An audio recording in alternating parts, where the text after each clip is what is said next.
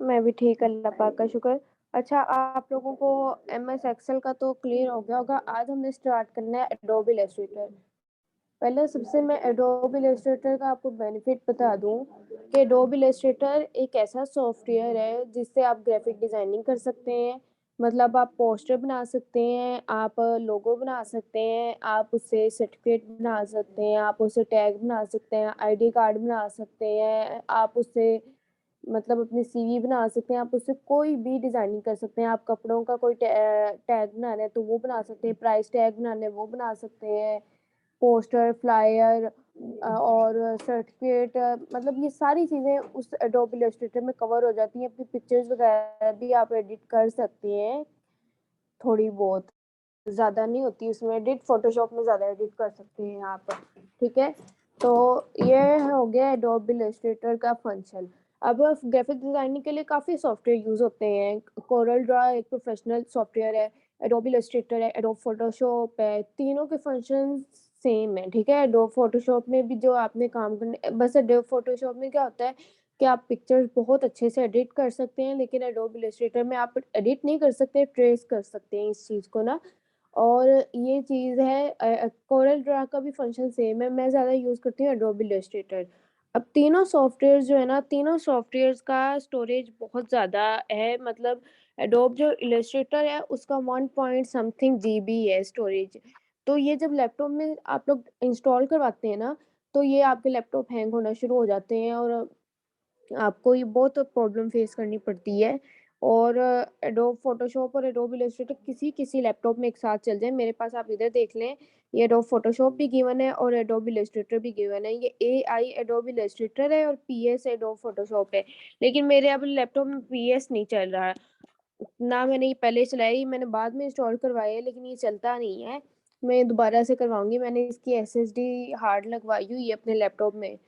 Extra जो disc जिसे कहते हैं, जिसकी वज़ह से मेरा लैपटॉप ना हैंग नहीं होता। तो ये इस पे आप लोग अर्निंग काफ़ी कर सकते हैं। जब आप अपना फाइवर पे अकाउंट बनाएँगे, हमारी इसी वायो की तरफ से करके अर्निंग कैसे हो सकती है, तो आपके पास बस स्किल्स का होना लाज़मी है। लोकल जो कस्टमर्स हैं ना, मतलब मुझे भी ऑर्डर आते हैं ना, वो एक पोस्टर ही बनवाएँ तो वो कहते हैं हमने 300 से ज़्यादा नहीं देना।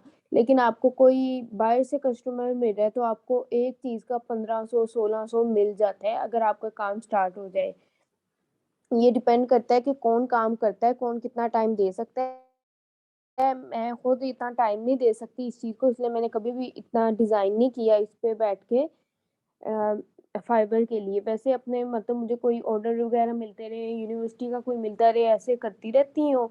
लेकिन सिर्फ़ ये जो फाइबर का स्पेशल काम करना है वो मैं नहीं करती। अच्छा, अब हम ना देखते हैं सबसे पहले कि ग्राफ़िक डिज़ाइनिंग है ना हम करने जा रहे हैं। ग्राफ़िक डिज़ाइनिंग होती क्या है?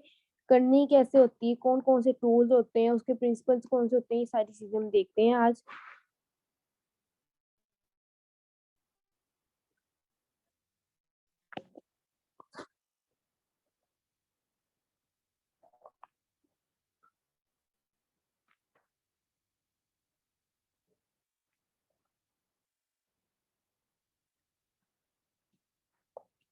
पहले सबसे ग्राफ़िक डिज़ाइनिंग देखने से पहले ना आप लोग ये चीज़ देखें, मैंने जो आप लोगों को टूल्स बताए थे, मैंने जो आपको तरीका बताया था शेप्स ऐड करने का, सिम्बल्स ऐड करने का, हेडिंग वगैरह, कलर चेंज करने का, सारा कुछ। आप लोग ये देख लें पिक्चर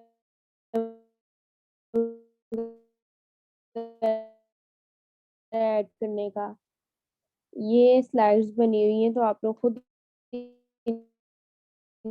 इनका इफ़ेक्ट देख लें। जब आपने कोई भी अच्छी स्लाइड्स बनानी है, ये अच्छा लुक ऑटोमैटिकली देती हैं। अब देखें यहाँ मैंने वो हेडिंग दी हुई है तो उसकी एक स्पेशल से मैंने बॉक्स बनाया हुआ है, उसके यूँ सिम्बल्स ऐड किए हैं तो वो भी मैंने पॉइंट है। ये लैपटॉप की स्क्रीन आगे क्यों, मैंने तो आगे किया हुआ है। 1 मिनट, आप लोगों को शो स्लाइड्स जो शो हो रही हैं वो लेट शो हो रही हैं। अब देखें आप लोग, ये जो सिम्बल्स हैं ना ये वाले, ये किस तरह ऐड किए हुए हैं, फिर इनकी हेडिंग्स किस तरह दी हुई है, थीम्स किस तरह मैच किए हुए हैं।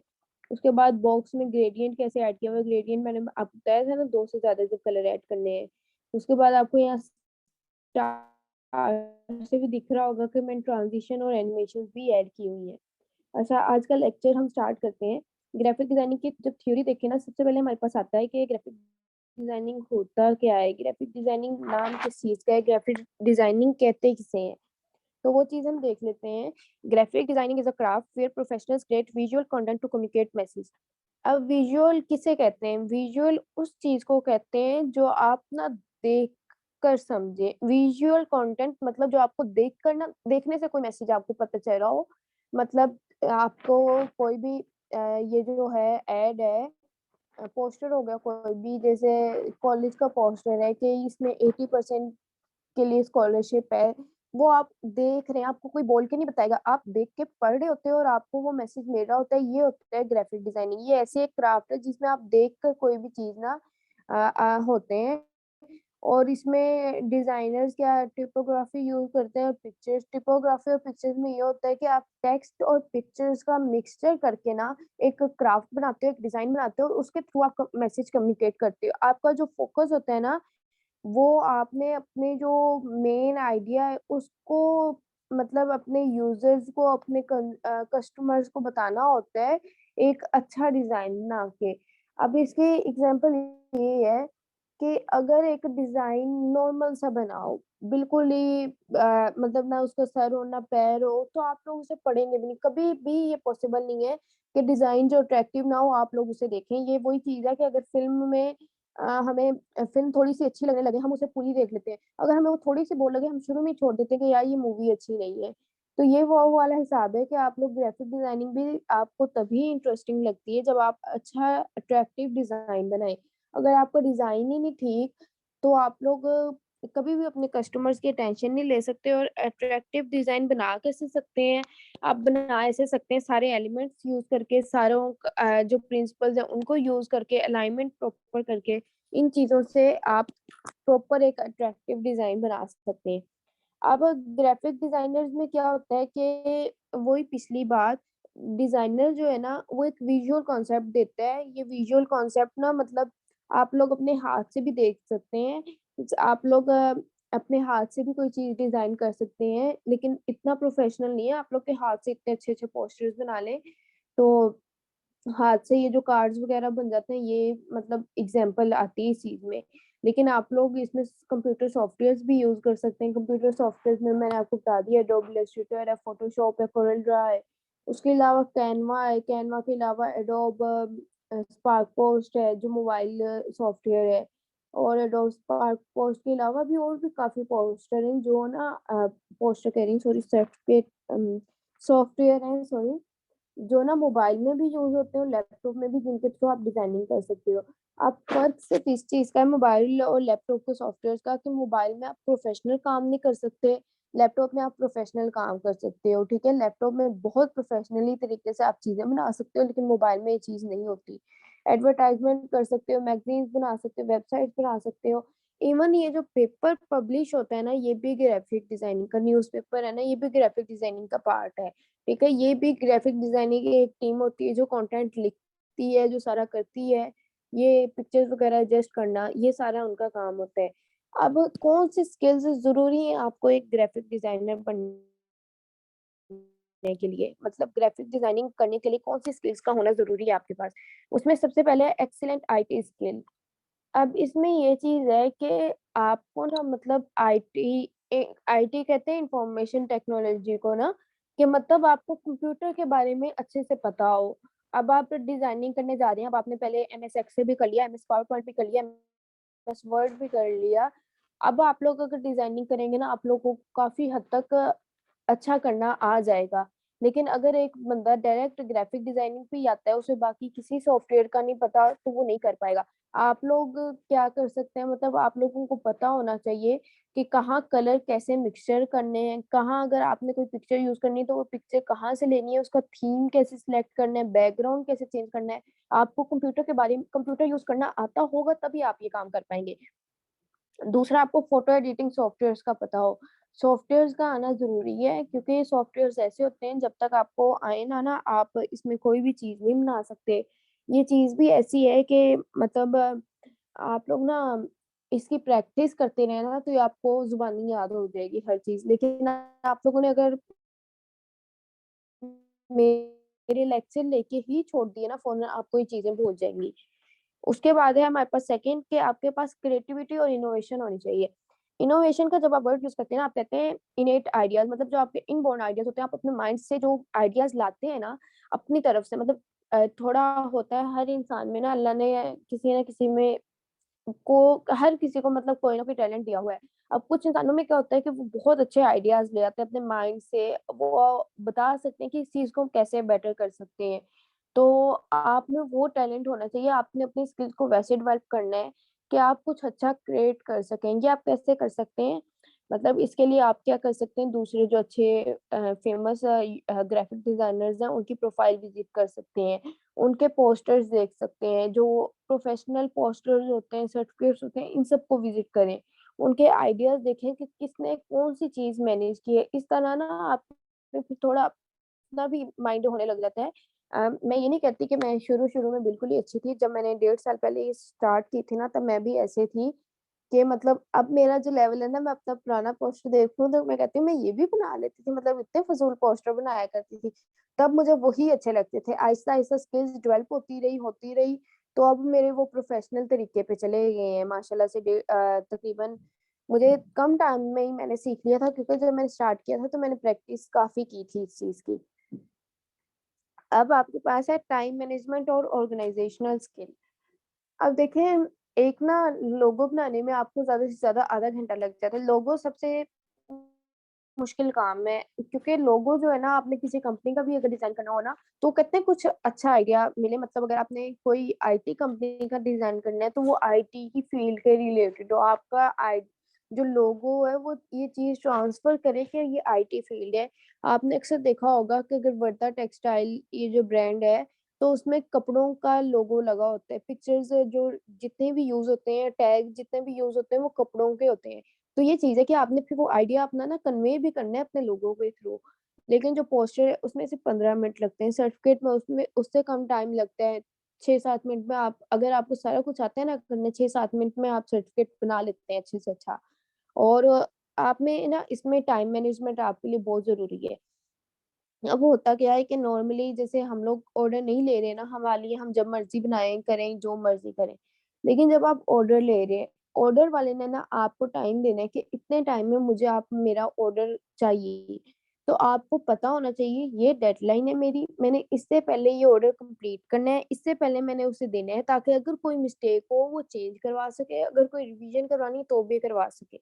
इस तरह क्या होता है आपके जो अकाउंट होते हैं ना, आपके अकाउंट पे फिर वो पॉजिटिव फीडबैक बहुत ज़्यादा आता है।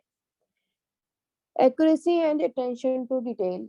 एक्यूरेसी कहते हैं आप लोगों ने अक्सर एक वर्ड सुना होगा एक्यूरेट का। एक्यूरेट कहते हैं प्रॉपर जो एग्ज़ैक्ट वर्ड होता है ना, मैं इधर एक डिफरेंस बताती हूँ आपको करेक्ट का और एक्यूरेट का कि जब आप लोग कहें ना कि मतलब एक नॉर्मल सी चीज़ है, आप लोग आपस में बात कर रहे हैं फ्रेंड्स से, तो आप लोग उसे ये पूछ सकते हो तुम कैसी हो?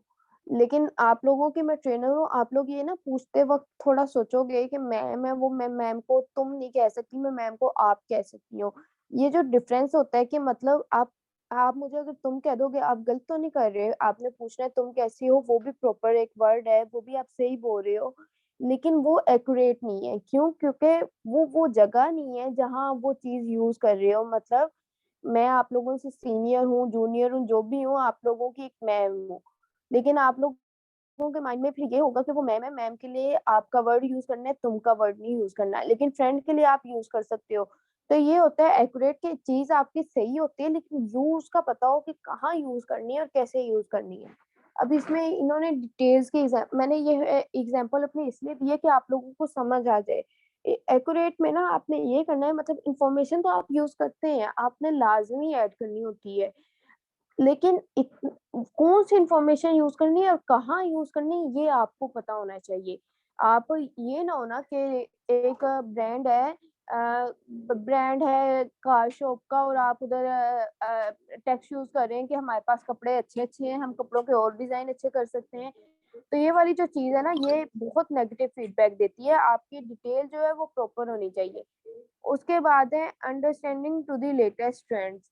आपको ये समझना दरवाज़ा बंद कर दो। आपको ये समझना बहुत ज़रूरी है कि आपके कस्टमर्स की डिमांड क्या है। ये लेटेस्ट ट्रेंड वो नहीं है कि ट्रेंड आजकल चल क्या रहा है, ये ट्रेंड वो है कि आपके जो कस्टमर्स है ना, उनकी डिमांड का समझना ज़रूरी है कि जो कमर्शियल एनवायरनमेंट है, मतलब जितने भी एड, पोस्टर, वेबसाइट्स और ये लोगो वगैरह बनाने का स्टाइल है, ये आजकल चल किस चीज़ पे रहा है, फ़ोकस किस चीज़ पे हो रहा है मेनली। जैसे अब कश्मीर डे आ रहे हैं, तो आप लोगों का ज़ाहिर-सी बात है कश्मीर डे आ रहा है, जो एनजीओज़ हैं उनको कश्मीर डे के लिए पोस्टर चाहिए। अगर कोई प्रोफ़ेशनल वर्कर्स हैं उनको भी कश्मीर डे के लिए पोस्टर चाहिए, तो हर बंदे को ना कश्मीर डे के लिए पोस्टर चाहिए। उस चीज़ को समझना कि आगे उस चीज़ के थीम के अकॉर्डिंग अपना डिज़ाइन पहले से रेडी रखना ताकि आपके पास कस्टमर ज़्यादा हो, ये चीज़ भी आपके पास ज़्यादा ज़रूरी है। फिर है professional approach to time, cost and deadlines. ये मैंने आपको टाइम और डेडलाइन को तो पहले ही बता दिया कि आपको पता होना चाहिए कि कैसे अ, को क्या मतलब ऐड करना है, वो कब कोई चीज़ बनानी है और कैसे बनानी है। तो डेट वो कॉस्ट इसकी ये है कि अपने जो कस्टमर्स हैं ना, उनकी पहुँच भी देखनी है, उनकी आपने पॉकेट मनी देखनी है। पॉकेट मनी तो नहीं मतलब आप देख सकते हैं, लेकिन एक अंदाज़ा लगाना है कि वो आपको कितना दे सकता है, कितना नहीं दे सकता। उनके हिसाब से आपने अपने कस्टमर्स को अपनी प्राइस बतानी है चीज़ की और उसके हिसाब से ना फिर आपने उनका डिज़ाइन करवाना है। अच्छा, एक चीज़ है कि प्राइस में ना कभी जल्दी ना करें, मतलब ये ना करें कि मैं भई 1500 में ही बना के दूँगी, कम में नहीं। आप लोग ना अगर आप लोगों को लोकल कस्टमर 100 में मिल रहा है ना, वो भी बनाएँ। जब आपको कस्टमर्स मिलना शुरू शुरू हो जाते हैं ना, आप लोग स्टार्ट में जितनी आप कम मतलब कर रहे हैं, कर लें। लेकिन एक बार आपका काम चल जाता है ना, फिर आप लोग जितनी मर्ज़ी पेमेंट माँगे, आप लोगों को मिल जाती है उस चीज़ की। अब आगे आ गया विजुअल कम्युनिकेशन। हमने पीछे बात की है कि ग्राफिक डिज़ाइनिंग एक विजुअल कम्युनिकेशन होते हैं। कम्युनिकेशन के किसे कहते हैं? जो 2 लोग आपस में बात करते हैं, कम्युनिकेशन के लिए 2 लोगों का होना ज़रूरी है क्योंकि ये एक टू वे प्रोसेस है कि आपको एक लिसनर चाहिए होता है, आपको एक रिसीवर चाहिए होता है। लिसनर और रिसीवर तो सॉरी सेम हो गया, लिसनर चाहिए होता है और आपको एक सेंडर चाहिए होता है। अब विजुअल कम्युनिकेशन में क्या होगा कि ऐसा टेक्स्ट जो आप किसी को दिखाना चाहें लेकिन कोई देखने वाला भी हो, ऐसी कम्युनिकेशन हो कि आप दिखा रहे हैं और कोई देख रहा है। अब विजुअल कम्युनिकेशन में इन्होंने कहा है कि आप विजुअल एलिमेंट्स का मतलब ऐसे एलिमेंट्स यूज़ करते हैं जिसके थ्रू आप कोई आइडिया कन्वे कर सकते हैं। वो एलिमेंट्स कौन से हो सकते हैं? कोई साइन हो सकता है, कोई ड्राइंग हो सकती है, कोई ग्राफिक डिजाइनिंग हो सकती है, कोई इलस्ट्रेशन हो सकती है, कोई एडवर्टाइज़मेंट, एनिमेशन कुछ भी हो सकता है, ठीक है? विजुअल कम्युनिकेशन को ग्राफिक कम्युनिकेशन भी कहते हैं। उसके बाद मतलब इसमें आपने मेनली फ़ोकस करना इंक्रीज़ करना होता है अपने सब्जेक्ट मैटर का। कम्प्रीहेंशन सब्जेक्ट मैटर का कम्प्रीहेंशन ये होता है कि आपका सब्जेक्ट मैटर वो आपका पोस्टर, आपका डिज़ाइन, आपका आइडिया हो जाएगा जो आपने कन्वे करना है। और कम्प्रीहेंशन कहते हैं अंडरस्टैंडिंग को। अब इसमें ये चीज़ है कि अगर आप एक पोस्टर बना रहे हैं सेल का, कि आपके ब्रांड में 30% सेल हुई है, लेकिन वो सेल अब देखिए ना हम लड़कियाँ सिर्फ़ सेल का नाम नहीं सुनती, हम ये देखती हैं कि सेल किस चीज़ पे है, शूज़ पे है, कपड़ों पे है, जूतों पे है जूते तो हो गए, पर्स पे है, ये कॉस्मेटिक्स पे है, हम ये सारी चीज़ों पे फ़ोकस करते हैं। फिर हम किसी मार्केट को विज़िट करते हैं। तो ये जो चीज़ है ना, ये आपने अब हम हमें कैसे पता चलता है सेल का? हम कुछ कोई चीज़ देखते हैं, कोई पोस्टर देखते हैं, कोई ऐड देखते हैं इनका, तो ही हमें पता चलता है ना कि सेल है। तो ये चीज़ है कि आप अपनी अंडरस्टैंडिंग क्लियर करें कि आपका कस्टमर ना देखकर ही उसे पता चल जाए कि इसमें ना मतलब इतनी परसेंट सेल है और इतनी है। अच्छा, एक चीज़ है कि जब आप अपना पोस्टर अच्छा बनाते हैं ना, आपके 2 फ़ायदे होते हैं। एक आपको इंटरेस्टिंग कस्टमर्स मिल जाते हैं। मतलब आपने अगर लिख दिया है कि आपकी 30% सेल है, कपड़ों की सेल है, कपड़े कौन से सूट हैं, लॉन के जो भी हैं, इन चीज़ों पे आपकी सेल है और ये सेल की डेडलाइन इस डेट तक है, इस मार्केट में से आप वो कपड़े ले सकते हैं और जो भी मतलब आपका क्राइटेरिया सब कुछ लिख दिया। अब आपका कस्टमर जो होगा ना, आपका अगर वो होगा मतलब इंटरेस्टेड होगा, तो वो आपको अप्रोच कर लेगा। लेकिन अगर वो इंटरेस्टेड ना हुआ, जैसे अब वो 30% सेल सारा कुछ पढ़ के वो कह रहे हैं, "नहीं यार, मेरा दिल नहीं कर रहा।" तो वो ना वहीं से पीछे हट जाएगा। लेकिन यही अगर आपने प्रॉपर इन्फॉर्मेशन ना दी हो, आपने सिर्फ़ ये लिख दिया 30% सेल है कपड़ों पे, कोई चीज़ नहीं लिखी कि कौन से कपड़े हैं, कौन से नहीं। अच्छा, अब आपके पास बंदा आया आके पूछ रहा है कि हाँ जी सेल है, मैंने कपड़े लेने हैं, आप उसे कपड़े दिखाएँगे, वो कहेगा कौन से कपड़े हैं, आप उसे बताओगे लॉन के कपड़े हैं, वो कहेगा नहीं यार मैं नहीं इंटरेस्टेड लॉन में, मैं नहीं ले रहा। वो चला जाएगा ऐसे करके। और मोस्टली होता ही ये कोई मतलब मैं अपने से नहीं बात कर रही, ऐसे हो जाता है मार्केट्स में। तो ये ना फिर आपका देखें आपका टाइम भी वेस्ट होगा। आप पहले उसे गाइड करोगे, प्रॉपर उसे चीज़ें दिखाओगे, बाद में जब वो मना करेगा ना तब आपको ज़्यादा बुरा लगेगा। इसलिए अच्छा है पहले अपना पोस्टर ही ऐसा बनाओ कि अगर आपको कोई अप्रोच कर रहा है तो वो तभी अप्रोच करे जब उसे प्रॉपर इंटरेस्ट हो। इंटरेस्ट नहीं होगा तो वो पहले ही पीछे हट जाएगा। उससे नेक्स्ट है विजुअल मैसेज में ना 2 चीज़ें होती हैं। एक होता है आपका टेक्स्ट कि आपने चीज़ बताई क्या है, जितने भी रिटन फॉर्म होता है ना, रिटन कंटेंट होता है वो आपका टेक्स्ट होता है और दूसरा होता है आपकी इमेज, जो इमेज आप यूज़ कर रहे होते हैं, जिसके थ्रू आप कन्वे मैसेज कर रहे होते हैं। पर्पज़ क्या होता है? किसी भी प्रोडक्ट की तरफ अपनी ऑडियंस को टारगेट करना, ये आपका पर्पज़ होता है ग्राफिक डिज़ाइनिंग का। इसमें आप जो आप लोगों ने रजिस्ट्रेशन की है। उसका हमारा भी तो यही पर्पज़ था ना कि हमने कोर्स करवाने हैं तो बच्चे आके करें। हमने उसमें वो चीज़ें मेंशन की कि हम 4 कोर्स करवा रहे हैं, इसकी ये हमारी है। इसमें हमारी ये मिस्टेक हुई थी कि हमने ना मतलब पोस्टर बनाया था पहले, हमने वही यूज़ कर लिया। हमने तब वो क्लासेस कैंसल की थी और वही पोस्टर अब यूज़ किया। इसमें हमने वो नहीं लिखी कि क्लासेस का टाइम क्या है। और तकरीबन मुझसे मोस्टली स्टूडेंट्स ने पूछा है कि मैम टाइमिंग क्या होगी क्लास की, हमें ये बता दें, फिर हम रजिस्ट्रेशन करवाते हैं, या रजिस्ट्रेशन करने के बाद भी टाइमिंग पूछी है। तो ये वाली जो चीज़ है ना, ये बहुत मतलब ज़रूरी होती है कि मैं पहले ही लिख देती, इधर 4 से 5 बजे लेक्चर होंगे, काफ़ी बच्चे इधर मैनेज नहीं कर पा रहे हैं टाइम। तो वो पहले ही इंटरेस्ट के अकॉर्डिंग ना मतलब कर लेते कि इस टाइम वो मैनेज कर सकते हैं या नहीं कर सकते, और लेक्चर उस हिसाब से वो जॉइन करते। अब ग्राफिक डिज़ाइनिंग के एलिमेंट्स क्या होते हैं? इसमें पहले ये बात याद रखें, ये जितने भी एलिमेंट्स हैं, ये बिल्डिंग ब्लॉक्स हैं ग्राफिक्स के, इनके बगैर आप ग्राफिक डिज़ाइनिंग नहीं कर सकते। इसमें सबसे पहले आप लाइन का यूज़, लाइन जो आप यूज़ करते हैं ना, वो स्ट्रेट भी हो सकती है, कर्व भी हो सकती है। स्ट्रेट मतलब सीधी लाइन, और कर्व मतलब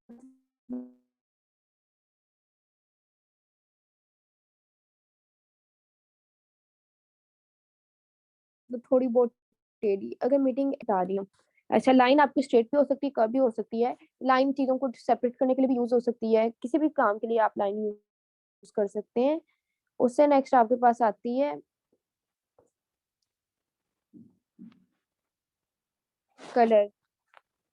अब ना आपने कलर यूज़ कैसे करना है? अब देखें प्रेज़ेंटेशन जो है ना, ये भी ग्राफ़िक डिज़ाइनिंग का एलिमेंट है। इसमें आप देखें कलर, अगर मैंने ब्लू यूज़ किया तो मैंने पूरा थीम ही ब्लू रखा है इसका। इसके अलावा अगर कश्मीर आ जाए तो कश्मीर में मैं ग्रीन, रेड और व्हाइट थीम रखूँगी, क्योंकि उसके फ्लैग का कुछ ऐसे है। उसके बाद अगर हम लोग पाकिस्तान की कोई चीज़ बनाने जा रहे हैं तो हम लोग ग्रीन एंड व्हाइट रखेंगे। हम लोग अगर रखने जा रहे हैं कोई बकरा ईद की रखने जा रहे हैं, तो हमारी थीम में क्या होगी, भैंसें, गायें, बकरियाँ, ये वाली चीज़ें। तो ये बहुत ज़रूरी होता है कि आप किसी चीज़ के कलर को कैसे मेंटेन करें। कलर में 5 कलर्स आते हैं, वो मैं आप लोगों को आगे जाके बताती हूँ कि कौन-कौन से हैं। अच्छा, शेप्स, शेप्स हमने जिस तरह इंसर्ट की थी वर्ड में, पावर पॉइंट में, उस तरह ही आप इलस्ट्रेटर में यूज़ करते हो। इलस्ट्रेटर में ज़्यादा शेप्स यूज़ करते हो, ठीक है? ज़्यादा क्योंकि डिज़ाइनिंग होती है कंप्लीट, तो आपने शेप्स ही यूज़ करनी होती हैं। तो इसमें सर्कल शेप आ सकती है, स्टार आ सकती है, आप अपनी मर्ज़ी से डिज़ाइन कर सकते हैं। रेक्टेंगल आ जाता है, स्क्वायर आ जाता है, आपके पास हर शेप आप बना सकते हो, आप कोई भी शेप अपनी मर्ज़ी से बना सकते हो। टेक्सचर, टेक्सचर होता है कि मतलब आपने कोई भी अपना ऑब्जेक्ट है ना, उसे कवर कैसे किया है। डार्क एरिया से, लाइट एरिया से, मतलब उसे किस तरह प्रोमिनेंट किया, आप कितना स्पेस छोड़े हो, कितना आपने कंटेंट लिखा है, किस तरह हाइलाइट किया हुआ है, सारा कुछ। और स्केल, स्केल कहते हैं कि आपने उसकी अलाइनमेंट क्या रखी है, लेफ्ट से, राइट से, कितना-कितना वो डिस्टेंस है, किस तरह वो लाइन है प्रॉपर। अब आगे मैंने कलर डेफिनेशन बताई थी। कलर में सबसे पहले आपके पास आ जाता है ह्यू। ह्यू सेकंड नेम है कलर का, ठीक है। आप लोगों को ये कलर इसलिए मैं बता रही हूँ क्योंकि ये अक्सर एडोब में लिखे हुए आ जाते हैं, तो आप लोगों ने कंफ्यूज नहीं होना कि क्या वर्ड है।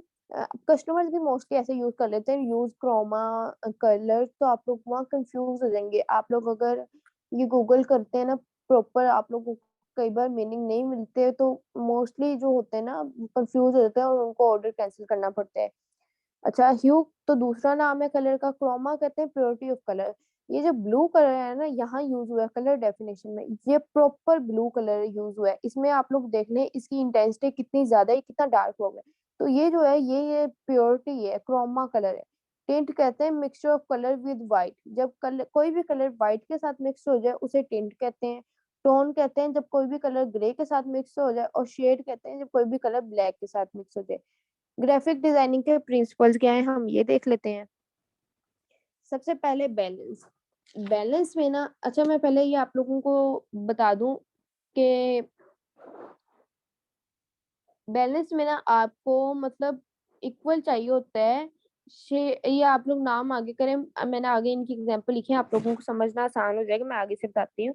बैलेंस बैलेंस में देखें कहते हैं सारी चीजें आपकी इक्वल होनी चाहिए।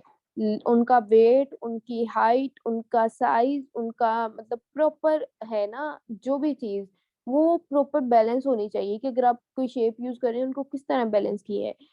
आपने जितनी भी लार्ज शेप होती हैं उनको सेंटर में प्लेस करना होता है, ठीक है। और जो स्मॉल होती हैं उनको कोनों में। ये नहीं है कि आप स्मॉल वाली सेंटर में कर दो लार्ज वाली साइड पे, तो ये बहुत नेगेटिव इफेक्ट दे रही होती है कि यार ये तो डिजाइनर को बनाना ही नहीं आता। उसके बाद है स्टेबिलिटी। ये हमें बैलेंस से ना स्टेबिलिटी मिलती है, मतलब हमारा जो पोस्टर है वो स्टेबल हो जाता है, अच्छा बन जाता है, और हमें उस पर अच्छा फीडबैक मिल जाता है। उससे आगे है कि आपका बैलेंस वेट में, स्केल में, कलर में होना चाहिए। मतलब कलर आपका प्रॉपर यूज होना चाहिए। जितना आप एक में कर रहे हो शेप में उतना ही आप दूसरी में करो, मिक्सचर ना करो। जिस ये आप पे है कि कलर आप एक से ज्यादा भी यूज करते हो, एक से ज्यादा भी उसकी शेडिंग यूज करते हो, तो ये डिपेंड करता है कि आप किस तरह की शेडिंग यूज कर रहे हो। तो उस शेप में अगर आपने रेक्टेंगल में डार्क रेड यूज किया है तो दूसरे रेक्टेंगल में भी डार्क रेड यूज करो। अगर आप रेक्टेंगल में लाइट रेड यूज कर रहे हो तो दूसरे रेक्टेंगल में भी लाइट रेड यूज करो। उसके बाद कहते हैं प्रोक्सिमिटी। प्रोक्सिमिटी होता है, हाँ एक मिनट रुके हैं आप तो।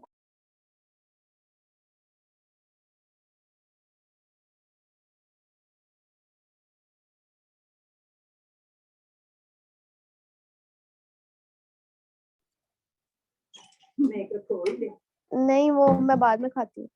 प्रोक्सिमिटी कहते हैं कि आपने ना अपने पोस्टर के थ्रू एक रिलेशन दिखाना होता है। मतलब आप एक अगर शेप यूज कर रहे हैं सर्कल की, उसके नीचे आप रेक्टेंगल की शेप यूज कर रहे हैं, तो ये बहुत ही मतलब थोड़ा ना अजीब सा लगेगा। लेकिन अगर आप सर्कल के नीचे रेक्टेंगल यूज कर रहे हो तो कोई तो उनका रिलेशन होगा ना आपस में। तो ये चीज होती है कि आपने उनको ऐसे यूज करना है कि सामने वाले बंदे को पता चले कि इनका आपस में कोई रिलेशन है। ये ना हो कि वो कहे कि यार ये क्या है, इसका कोई सर पाँव ही नहीं है, छोड़ो इसे। ये होता है कि मतलब अब देखें ना, इसमें मैंने ये एग्जांपल दी है कि अगर आपके पास ऐसे कोई चीज आप ड्रॉ करते हैं, कस्टमर को समझ आ जाएगा कि ये कोई चीज इन्होंने एक्सप्लेन की हुई है। अगर आप इस शेप में ड्रॉ करेंगे कोई भी, उनको पता चल जाएगा कि कोई साइकिल है, किसी की टाइप्स बताई जा रही है। इसमें भी आपको पता चल जाएगा कि वो कोई चीज आगे कंटिन्यू हो रही है, ट्री है कोई। अलाइनमेंट होता है। अब अलाइनमेंट कहते हैं अरेंज करने को। ये मैंने आपको वर्ड में भी बताया, पार्ट पार्ट में भी बताया है कि आपने अरेंजमेंट किस तरह करनी होती है। लेफ्ट साइड पे अरेंजमेंट होती है, राइट पे होती है, सेंटर पे होती है, कहीं भी हो सकती है।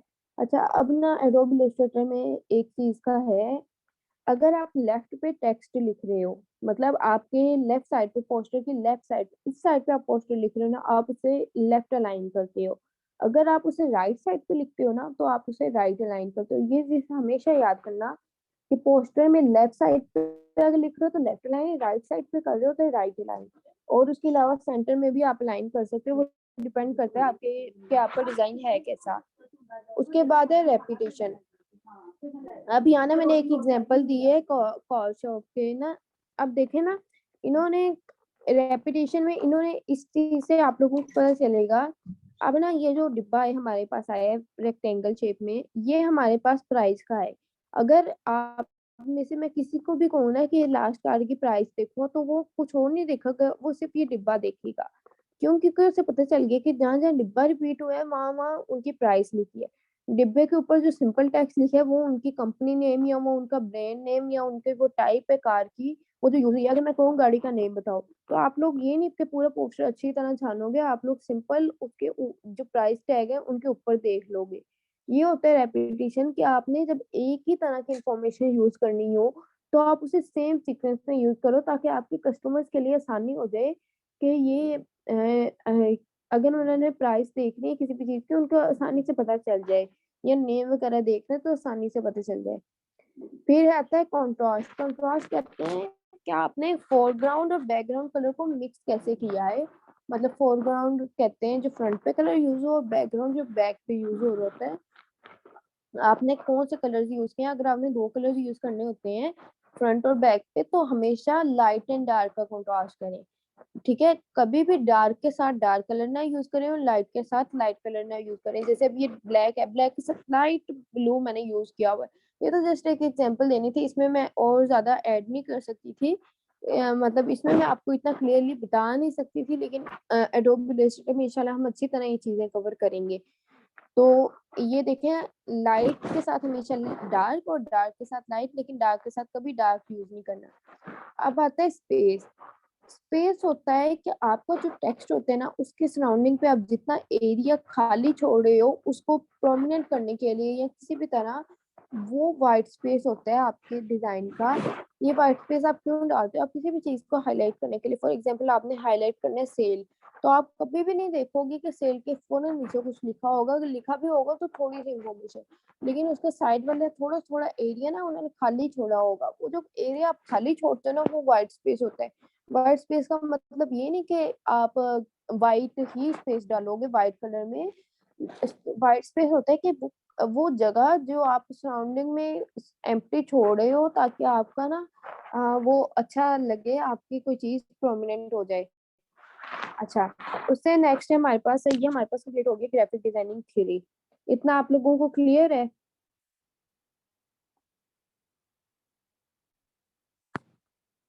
जी मैम। चलें अब आप लोग ना दोबारा लेक्चर जॉइन करें, मैं आप लोगों को बताती हूँ कि सॉफ्टवेयर इंस्टॉल कैसे करते हैं।